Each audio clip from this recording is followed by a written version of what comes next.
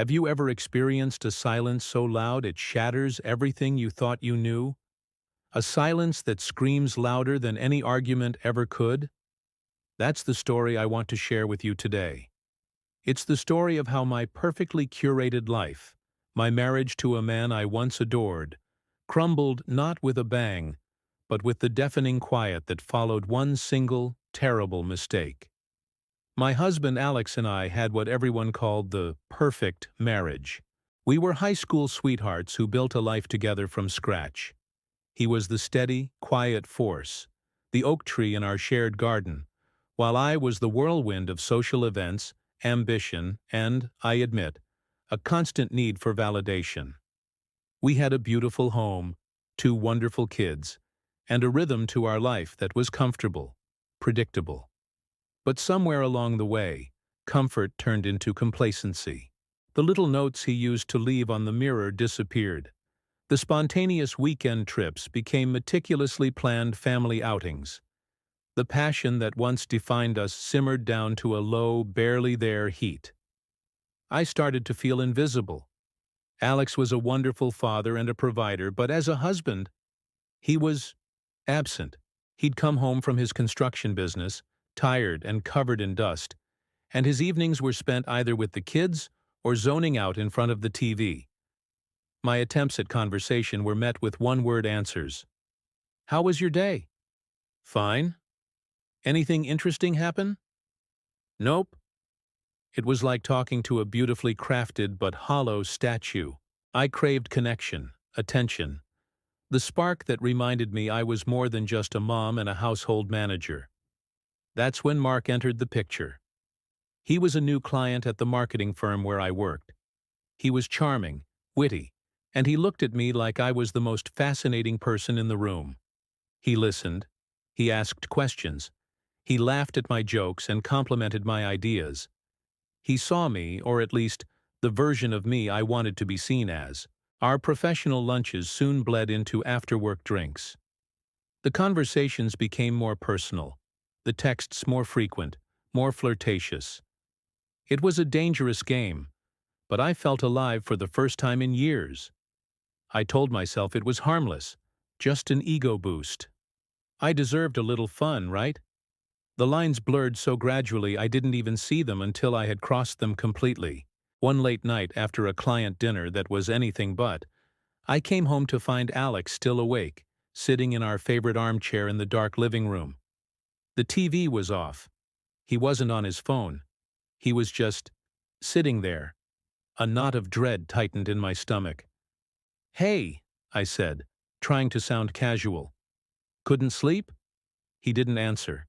He just looked at me, his face an unreadable mask in the dim light from the street lamp outside. That was the night of the mistake. The night I betrayed everything Alex and I had built.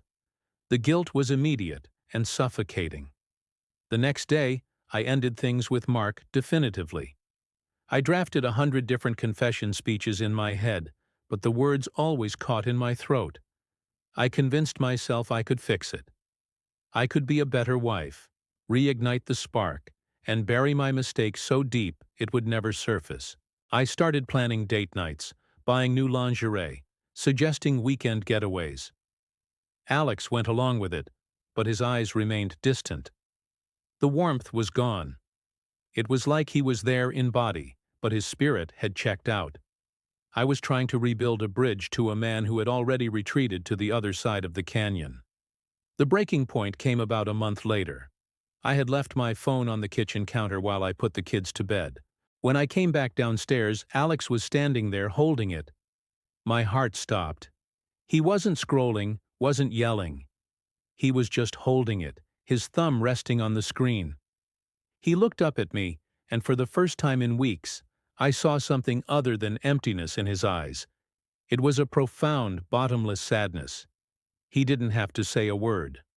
I knew. He knew. The old texts from Mark, the ones I thought I had deleted but must have been stored in the cloud, had betrayed me. He placed the phone gently on the counter, the sound echoing in the silence. He didn't accuse me. He didn't ask questions. He simply turned, walked upstairs to the guest room, and closed the door. And that's when the silence truly began. It wasn't the absence of noise.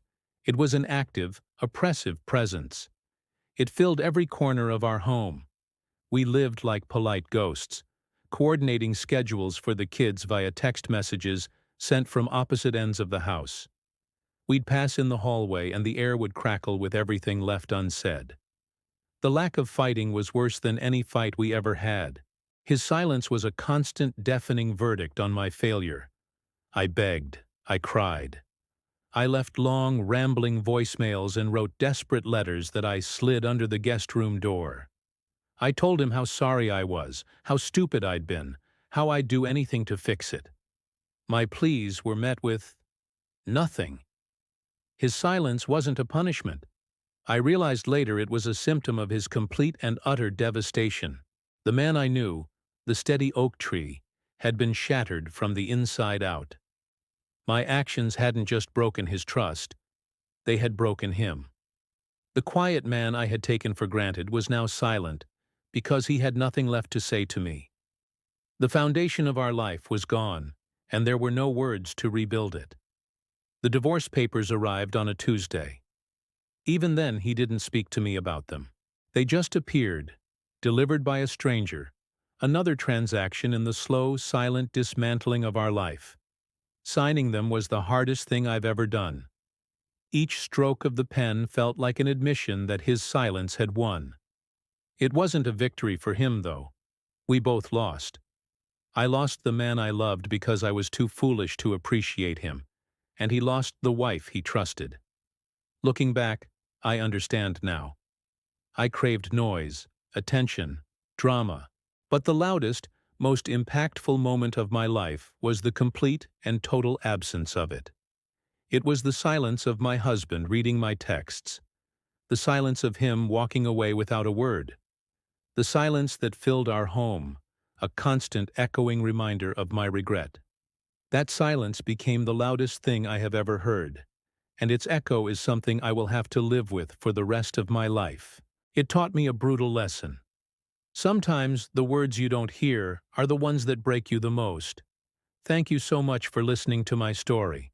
It's a heavy one, I know, but I hope there's a lesson in it for all of us about cherishing what we have before it has gone. If this resonated with you, please consider liking the video and subscribing to the channel for more stories about life, love, and the lessons we learn along the way. Stay safe and appreciate the ones you love.